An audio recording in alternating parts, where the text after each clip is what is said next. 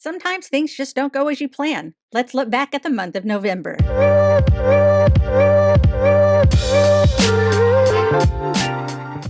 Hello, fellow geeks, and welcome back to Running Geek Girl. My name is Heather, and I am glad you are here today. So it is time for us to do a monthly update. That is where we take a look back at the month that has just passed and talk about how training has gone, any races that have gone on, any races that are coming up on the calendar, anything new I may have tried, and of course, what is coming up next on the channel. And of course, we will end with our Run the Year update and our usual monthly Spotify playlist. So make sure that you are subscribed to the channel if you haven't been here before. And we're going to start things off like we always do by taking a look at the month in training. Welcome to November. We are starting the month out in the rain because, let's face it, Arkansas in autumn, there's a 50-50 shot that you're going to get rained on at any given moment.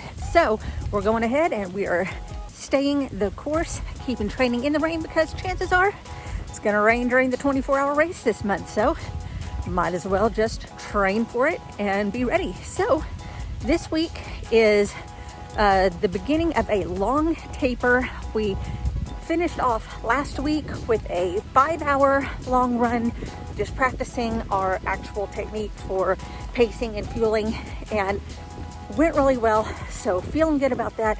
So we're going to start stepping things down a little bit. We are still doing conditioning. We are doing hour-plus runs throughout the week. And I believe our long run is going to be taken down to about an hour 45 this weekend. So not too bad. We're just going to keep doing what we're doing. I'm trying to stay on top of everything. I keep waiting for that moment when things are going to settle down and get a little bit easier, but it's just not happening. So we're just going to keep doing what we're doing. I'll catch up with you next week. All right, we are back for another week of November training. We had a 3-hour long run over the weekend and went really well. Felt great by the end of it. I feel like we've settled on a usable race pace, usable fueling strategy. So now we just have to pray to the weather gods that the weather's going to agree that weekend. But for this week, we are starting a little bit more of a taper. We're going to be doing some easy runs, but also some conditioning. We'll do one day of fart-like runs, and we're going to have a shorter long run over this weekend, I believe around an hour and a half or so. So definitely starting to taper down over the next couple of weeks and get ready for the race that is coming up. Like I said, feeling pretty good. Feeling, you know, like this could actually happen. Kind of actually looking forward to seeing what happens on that day. But we're just going to take this one day at a time for now. Concentrate on training for the week and see how we get on. So I will catch up with you next week and let you know how everything went. All right, we are back for another week. Last week was mostly a lower mileage week so that we could focus on what we've done with our training. Just check in with my mind and body and make sure everything's good. Hour 45 long run, just practicing fueling, hydration, race pace. Everything went well. Overall feeling pretty good going into this week. We are doing just a last little push of training here, doing some conditioning, cross training, some easy runs, and then we're going to do one more long run, which I've scheduled for 3.5 hours, which I think is a lot this close to the race. So I may cut that down to just a couple of hours and see how I'm feeling. And that's about it. I'm just kind of focused on getting myself to the starting line on race day. Of course, the week after that's going to be a complete taper, so we'll see how we're doing. But going into this week, feeling strong, feeling good, and ready to tackle a little bit more training before we start shutting it all down and recovering long enough to go into race day. So that's the plan for this week. I will catch up with you after the long run. All right, so last week of November, we've got Thanksgiving this week. This is a taper week. I have race on Friday. I have new shoes, a whole lot all at once here. So this week is strictly taper. I think I have 3 runs this week of no more than 45 minutes. And then we have our 24-hour race. So this is what it all comes down to. So I've got to spend the week making sure that I've got all of my supplies ready, that got everything I need packed and ready to go. And then my family's gonna help me set up my aid station and then leave me there and then come pick me up at the end of the race or just whenever I call. So that is November.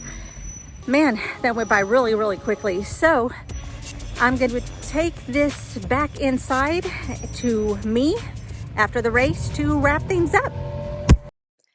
And now it's back to me. It is a week almost after the race, and we'll talk about the race in just a minute, but let's take a look back at the training. Overall, I feel that the training was strong.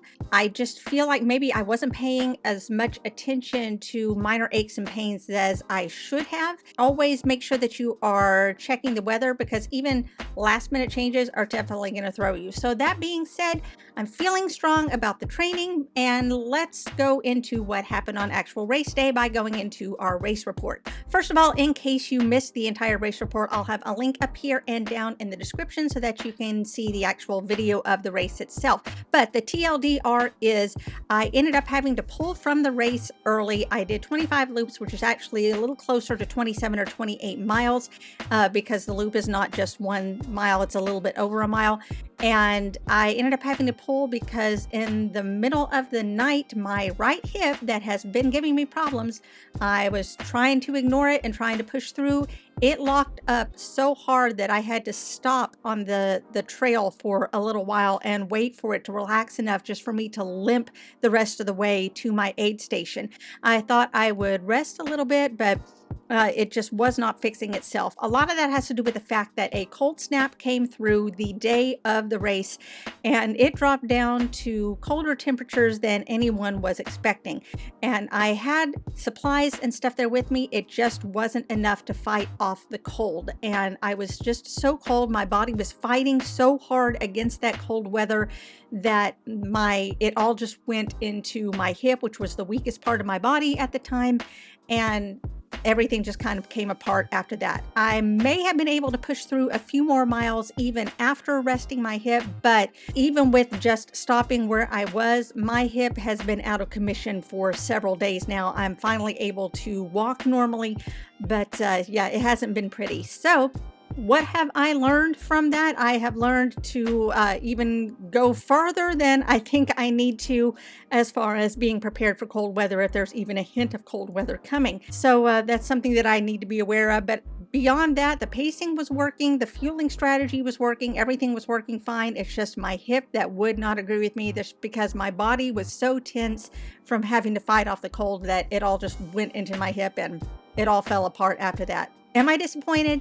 Absolutely, yes. I am very disappointed. I wanted to at least hit what I hit last year, which was 51 miles. It just did not happen for me this year, but I do have the knowledge of what I have learned from this. I can bring that into next year because yes, there is a next year. So I can always go into this again next year and give it another shot. That is the good thing about running, is that there's always going to be another race. And I think I'm going to start shifting my focus from this point into getting back into more of a half marathon shape. So I'm going to be adding some more speed workouts in, a lot more conditioning. I really want to focus a lot more on conditioning and mobility this time around. So that's where we're headed right now. Is the focus is going to be on building my speed back up and building my endurance back up, and then we'll work on some of the longer races. So that's what I have learned, and that is where we are headed. As far as new gear and equipment, you heard me mention that I do have new shoes, and that is these shoes right here.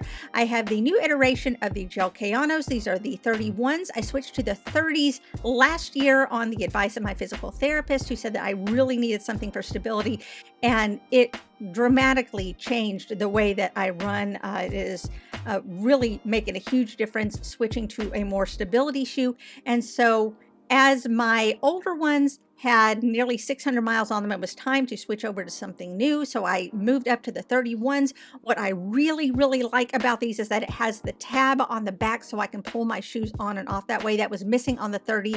And I really, really missed it because I had those on the Gel Nimbus. But for some reason, they weren't on the Kayanos last year. They added them back this year. And I am super glad. It's the little things, you know. Everything else has worked as expected. The laces are fantastic. The cuff on the back is so thick that I haven't had to use a heel lock yet. So we'll see as the shoe starts to wear down and as that cushioning starts to wear down a little if I'm having to switch to a heel lock in order to get a little bit more stability out of that. But the arch support, fantastic, no complaints there. I love that they have the sustainability feature of letting you know how much carbon you have saved by buying that shoe. There's a little label on the inside of the shoe to let you know that information. So yeah, highly recommend these. If you are a pronator, check out the Gel Kayanos. I promise they have made a huge difference for me, and maybe they'll make a huge difference for you too. Looking ahead at what is coming up on the race calendar, right now everything is more or less open. I'm having to play things by ear and see what races I can fit in, because since I am working on a master's degree right now, time is limited as to how often I can travel to go do a race, and just funds, obviously, because I am trying to pay for this master's degree. So that kind of makes a difference on my ability to travel and go do a race. I still want to do my 50 states of racing. It's just having to slow down for right now as I get things under control and get things working. But I do still have a project coming up, a relay that is coming up in October. We are still working out final details on that, and I will release that information as it becomes more available. We're looking at it, and it may switch to something else. It may switch to a half marathon, or it may switch to another state. We're still not sure, which is why I'm holding off on giving the details, but that's where we're headed right now. Moving ahead to the Run the Year update, that is me trying to run 2,024 miles in 2024. As of the recording of this video, I am at 1,938 miles into 2024 miles. So I've got roughly 85 miles left to go, and I have not done a whole lot of running this month just because I've been using this week to try and recover after hurting my hip on that race. So I've slowed down a little bit. So if I am maintaining the same pace that I'm going, I can finish on December 22nd. However, I do intend to pick things back up starting next week. So hopefully that will let me finish before the end of the year. Even if I only do a few miles a day for the rest of the year, I can still finish before January 1st, but I'd like to finish a little bit before then. Honestly, this is the slowest I've been able to tackle a Run the Year challenge. So I'm not sure what my deal is, but we're going to get things back on track. We're going to finish before the end of the year, and we are going to possibly start tracking next year.